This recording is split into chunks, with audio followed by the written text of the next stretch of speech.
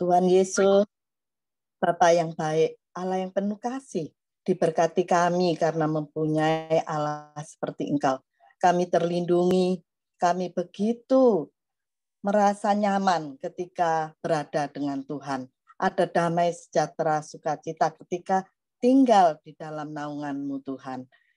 Ya Tuhan, melalui pujian-pujian yang telah kami nyanyikan, kiranya Tuhan boleh disukakan. Dan sebentar lagi kami mau mendengarkan kebenaran firman-Mu. Kiranya kami boleh semakin berwawasan, semakin benar terhadap Tuhan. Iman kami boleh tumbuh, kami boleh diperbarui, kami boleh semakin percaya bahwa Allah kami adalah Allah yang benar. Ya Tuhan, berkati Pak Haryono, kiranya melalui kebenaran yang akan diucapkan Tuhan, boleh menjadi sesuatu yang boleh menjadi remah bagi kami sehari-hari. Berkati dia Tuhan, sehingga apa yang disampaikan melalui kebenaran ini adalah benar-benar dari Tuhan sendiri. Juga diberkati semua kami Tuhan, sehingga apa yang kami terima dapat kami tidak hanya simpan dalam hati, tapi dapat kami lakukan dan menjadi remah juga dalam hidup kami. Ya Tuhan Yesus, pakailah acara ini Tuhan, dari awal hingga akhir di dalam pertolongan-Mu. Hanya dalam nama Tuhan Yesus kami suka berdoa. Amin.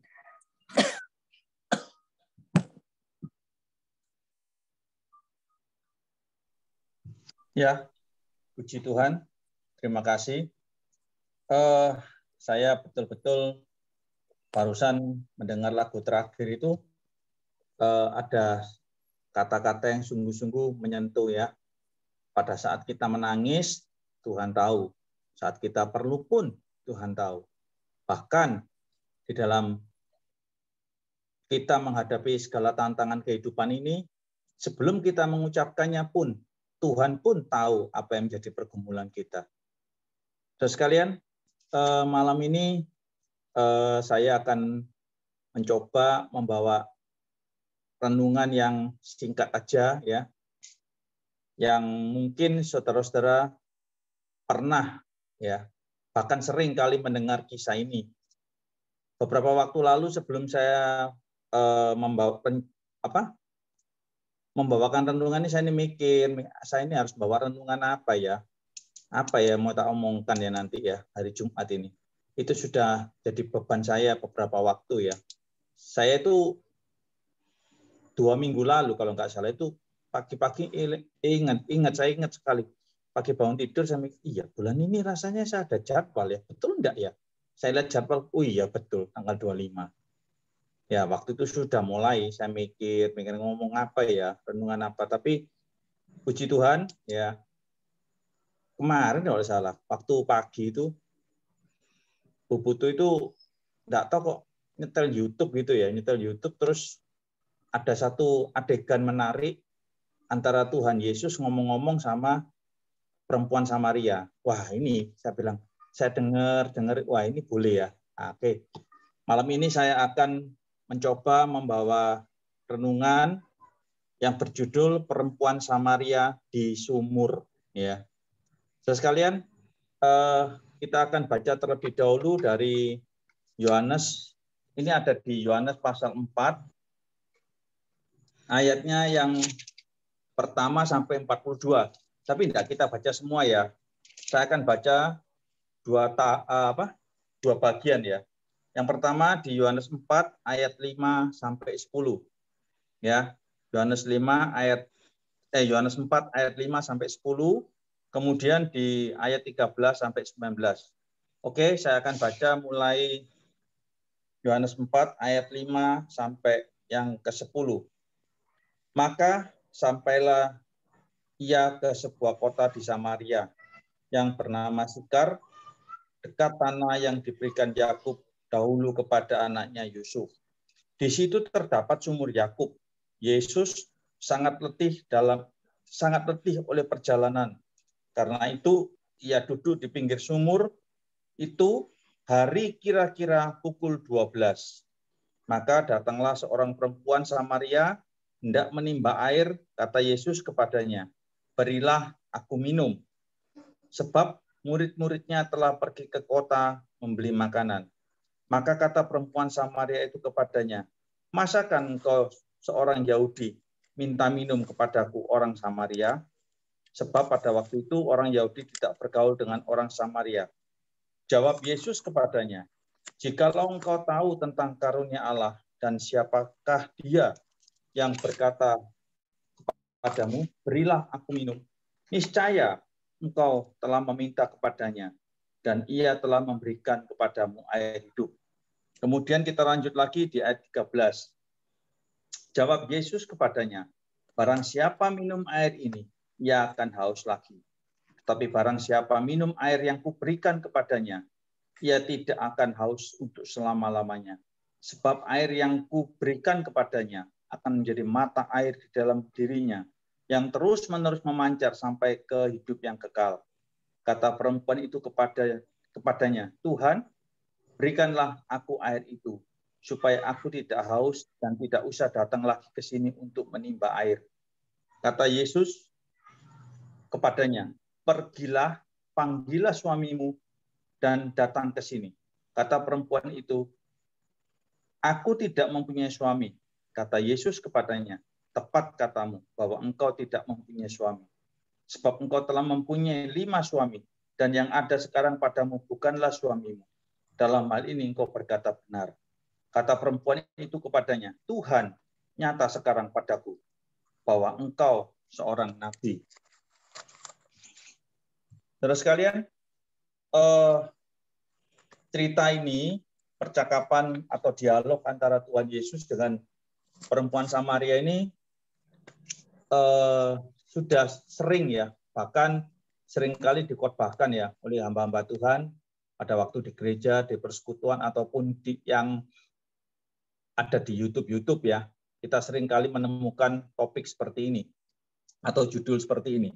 Tapi malam ini saya akan mencoba membawakan renungan ini dalam arti yang lebih simpel ya. Tapi bagi saya itu sangat memberkati buat saya ya. Mungkin buat saudara nanti juga bisa direnungkan kembali. Kalau saudara mau baca aja secara keseluruhan. Itu jauh lebih baik. Ya.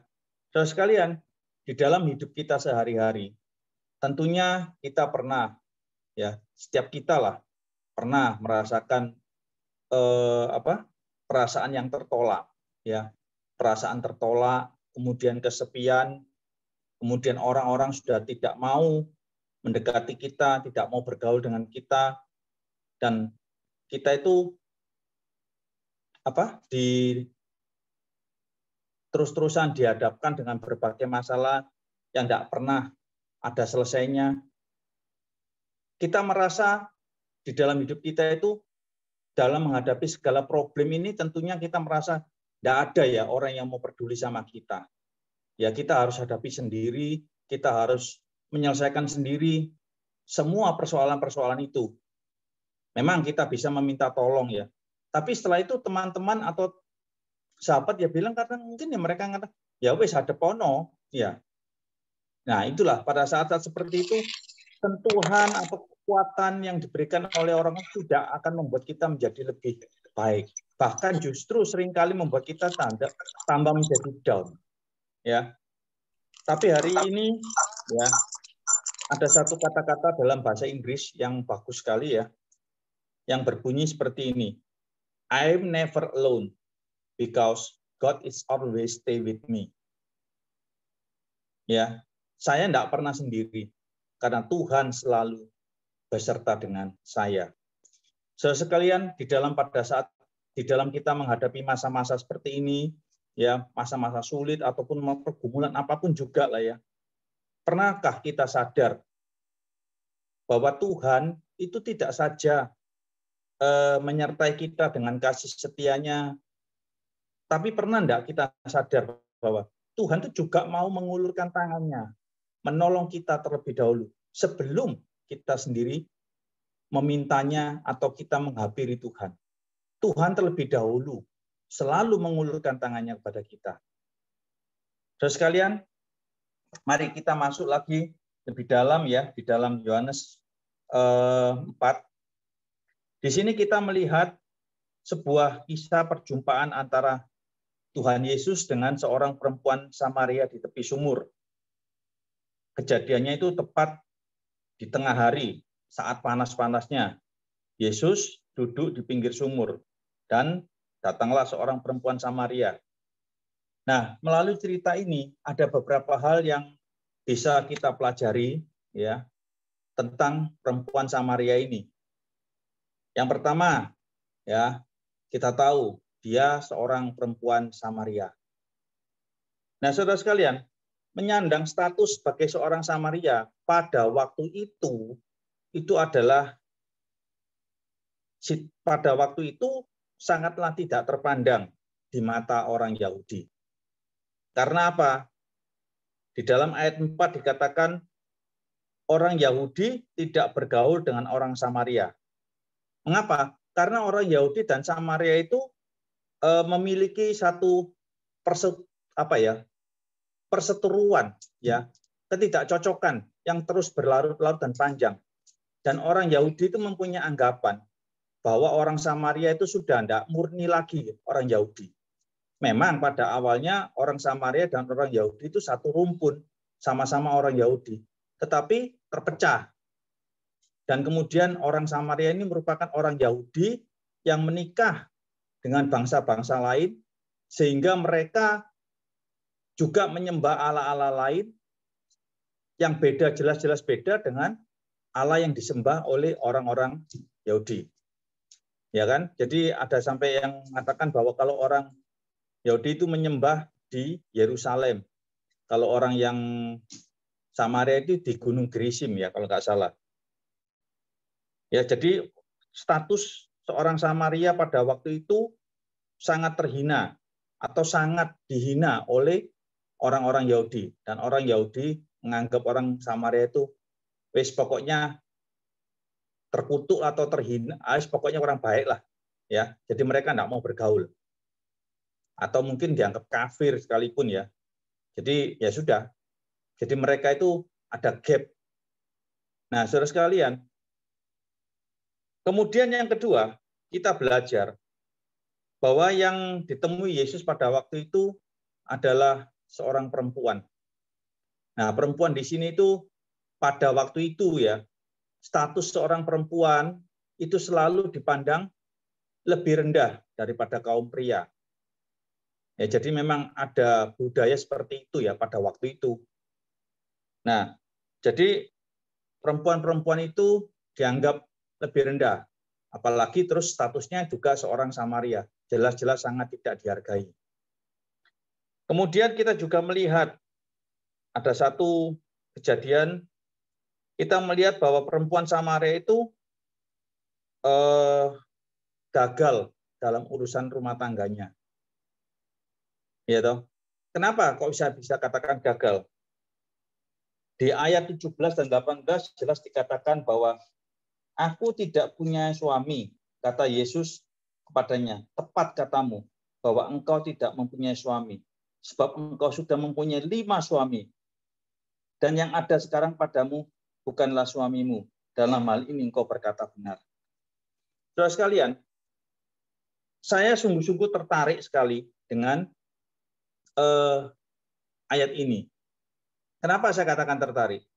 Karena setelah saya renungkan, apalagi setelah saya lihat di YouTube itu ya, di mana awal percakapan sampai Yesus ngomong seperti ini. Awalnya kan memang Yesus tidak kenal dengan perempuan Samaria itu. Tapi saya heran kan gini, Yesus kenapa tahu ya sampai dia itu punya 5 suami. Dan sekarang perempuan Samaria ini pun hidup bukan dengan suaminya. Dia hidup istilahnya kumpul kebo ya dengan orang lain ya, tanpa satu ikatan pernikahan. Nah, ini yang buat saya menarik karena saya tahu memang Yesus itu Tuhan. Tapi tentunya perempuan yang ditegur Yesus, ditanya Yesus itu tentu juga punya perasaan, kok tahu ya dia segala latar belakang kehidupan saya itu. Mungkin yang di dalam pikirannya seperti itu. Tapi perempuan Samaria ini seorang yang jujur. Ya toh, dia ngomong apa adanya. Dalam hal ini Yesus mengatakan apa? Engkau berkata benar. Ya toh. Jadi Yesus menghargai kejujuran daripada wanita Samaria atau perempuan Samaria ini. Seringkali kita beranggapan ya, kalau saya aplikasikan dalam hidup kita sehari-hari sekarang ini seperti saya ini, seringkali saya ini juga waktu menghadapi masalah atau apa ya, sebelum saya berdoa ataupun saya bergumul dengan Tuhan, saya tidak pernah, bahkan seringkali lupa bahwa Yesus itu tahu yang menjadi pergumulan saya itu apa. Sebelum pun saya ngomong, dia tahu kok pergumulan saya itu apa. Bahkan seringkali Yesus tuh menyuruh saya itu berdoa, menyuruh saya datang kepada Tuhan, mengutarakan seluruh permasalahan saya. Justru kadang-kadang saya sendiri yang merasa malas, kok gini lagi ya. Masalah lagi. Oh, enggak selesai. Ya, mungkin perasaan itu pernah ya saudara-saudara alami sendiri. Nah, malam ini apa yang dilakukan Yesus ya, dia mengajak bicara perempuan Samaria ini, mengajak dialog perempuan Samaria, itu membuat saya itu sadar. Iya ya, ternyata Yesus tuh tahu ya, apapun yang jadi pergumulan kita, dia itu tahu. Dan pikiran kita sendirilah yang kadang-kadang tuh sering kali membatasi. Seakan-akan Yesus tuh tidak mampu. Masa bisa sih? Masa iya sih? Nah itu loh. Padahal jelas-jelas dia itu tahu. Dan dia bisa. Karena apa? Dia pencipta kita. Dia itu Allah yang berdaulat. Kita ini ciptaan, ya, bukan pencipta. Jadi otomatis dia bisa tahu apa yang menjadi pergumulan kita. Dia sanggup menolong. Tinggal kita tuh mau nggak datang kepada Tuhan. Karena apa? Tangannya itu selalu terbuka kepada setiap kita. Seperti yang tadi pertama saya katakan, tidak pernahkah kita sadar bahwa bukan saja Tuhan menyertai kita dengan kasih setianya, tetapi juga mau mengulurkan tangannya terlebih dahulu sebelum kita melakukannya. Sebelum kita menghampiri Tuhan, Tuhan terlebih dahulu datang kepada kita. Nah, ini yang menjadi pergumulan ya. Terus terang menjadi pergumulan saya waktu hari-hari terakhir itu, saya mendapatkan sungguh-sungguh saya diberkati Tuhan. Ya, jadi ini membuat saya itu secara tidak langsung itu bukan tidak langsung ya. Pada waktu masalah itu datang, tantangan datang, saya itu merasa ya Tuhan tahu apa yang jadi pergumulan saya saat ini. Ketakutan saya itu apa? Tuhan tahu. Nah, waktu itu ada kekuatan dalam diri saya, keberanian. Itu membuat saya ya sudah tak hadapi. Nanti kalau misalkan orang itu ngomel-ngomel, marah-marah atau apa, ya sudah tak hadapi. Masa sih orang itu mau ngamuk-ngamuk? Ya kalau dia mau marah ya kita ngomong. Ya lu kalau memang saya salah, ya kamu mau marah-marah silakan marah-marah sak puasmu. Nanti kamu akan capek sendiri toh, berhenti sendiri. Ya, saya ngomong, ya sorry saya salah. Ya sudah, selesai. Jangan sampai kita tuh punya dia marah kita, aku nggak salah, aku gini. Waduh, tambah nggak karu-karuan. Nah, jadi setiap ada masalah, ada tantangan atau apapun juga, kita harus percaya Yesus itu tahu yang menjadi pergumulan kita. Apapun masalah kita, pekerjaan kita, rumah tangga kita, apapun juga, dia itu Allah yang peduli. Cuma kita aja yang kadang-kadang nggak mau ngomong atau kita membatasi kemampuan Tuhan. Masa sih Tuhan mengurusi yang hal gini-ginian sih, masalah-masalah kecil ini? Oh, enggak lah. Segalanya dia bisa kok. Ya, sampai hal kecil pun Tuhan bisa kok. Kadang-kadang pertolongannya itu ajaib. Yang enggak pernah kita pikirkan, dia bisa kok adakan. Ya. Jadi perempuan Samaria ini memberikan satu contoh buat kita atau satu gambaran bahwa kita itu harus seperti dia, jujur di hadapan Tuhan. Apapun yang jadi masalah, enggak usah disembunyikan di hadapan Tuhan. Kita harus terbuka dengan Tuhan. Kalau memang kita salah, ya kita ngomong baik Tuhan, kita salah, kita berdosa, kita mohon ampun sama Tuhan. Tuhan pasti akan tolong. Nah, pertolongan kapan dilakukan? Ya tergantung Tuhan sekarang. Dengan kita sudah mengaku, kita sudah memohon kepada Tuhan, itu sudah ada rasa apa ya? Kalau saya secara pribadi ngomong, setelah saya mengutarakan seluruh permasalahan dan unek-unek saya, problem saya pada Tuhan, itu ada rasa lega. reganya itu loh yang membuat saya itu menjadi kuat, membuat saya menjadi berani. Jangan kita ngomong nanti pertolongan itu bagaimana, enggak. Dengan kita sudah mengaku kepada Tuhan, mengeluarkan segala problem kita, ngomong apa adanya dengan Tuhan, kita bercakap-cakap dengan Tuhan, itu ada lega. Nah, leganya itu yang membuat kita jadi, aduh lega bos ngomong. Dia tahu kok masalah. Nah, nanti kalau itu masalah itu datang, kita akan lebih berani menghadapi semuanya itu. Kemudian ada hal lagi yang perlu kita pelajari dari perempuan Samaria itu.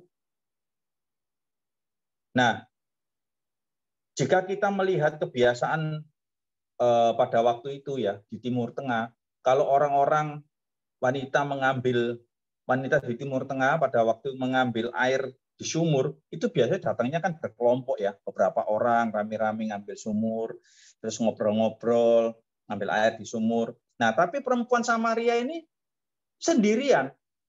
Ngambilnya itu pas justru di tengah hari. Di siang bolong yang panas itu loh. Dia ngambil air sendirian. Kenapa? Karena dia merasa dalam kehidupannya dia itu ditolak oleh orang-orang di sekitarnya. Ya mungkin alasannya ya karena tadi itu dia mempunyai moral, dianggap mempunyai moral yang tidak benar.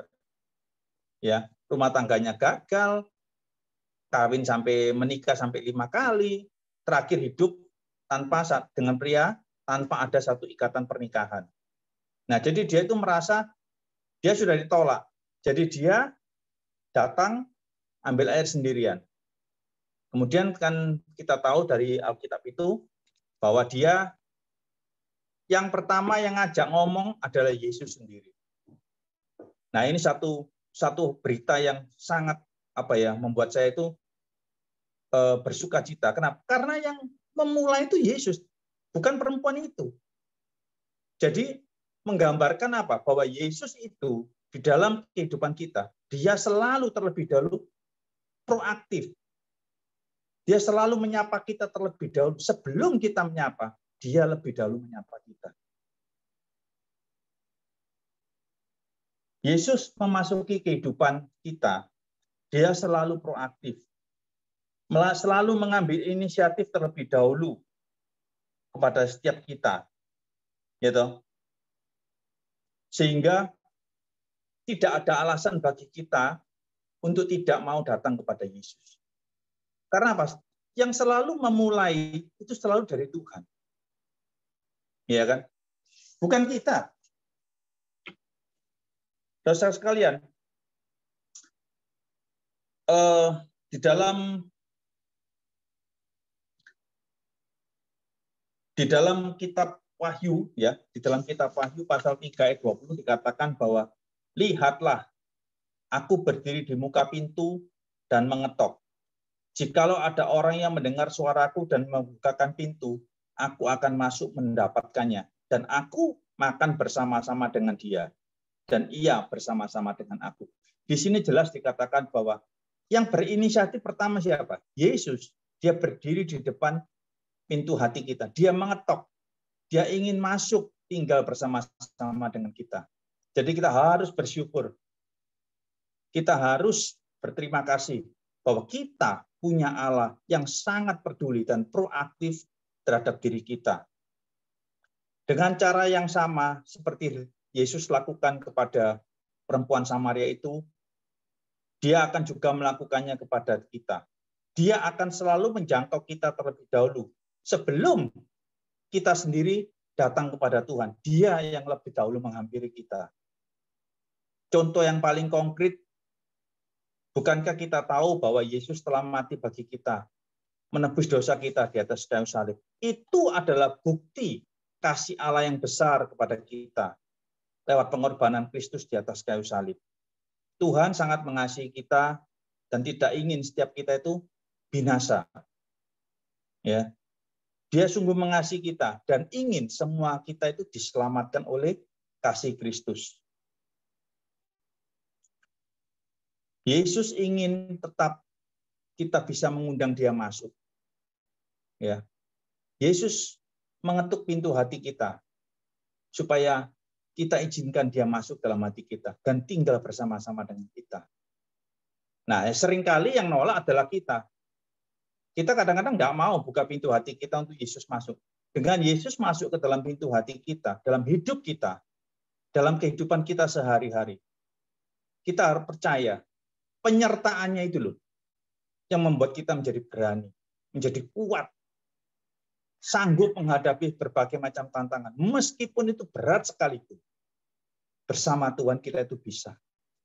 Ini sudah saya alami dari beberapa waktu kesaksian yang pernah saya ceritakan semua. Itu sungguh-sungguh sangat menguatkan saya. 2 tahun di dalam masa pandemi ini, di mana saya tidak dapat kerjaan, belum ada.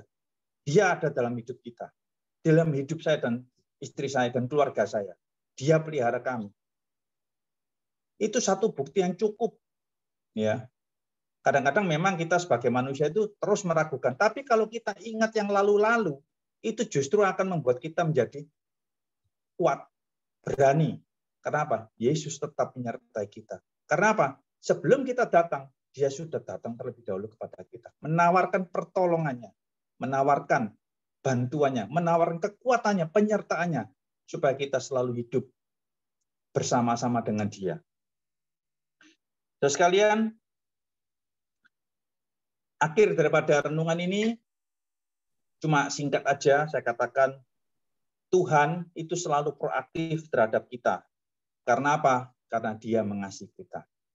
Biarlah renungan malam ini yang singkat ini boleh merupakan kekuatan buat setiap kita dan selalu menolong kita untuk tetap percaya bahwa dia ada bersama-sama dengan kita di dalam segala situasi dan keadaan. Tetap percaya, tetap beriman, Tuhan Yesus memberkati. Saya kembalikan kepada Bu Mei ya.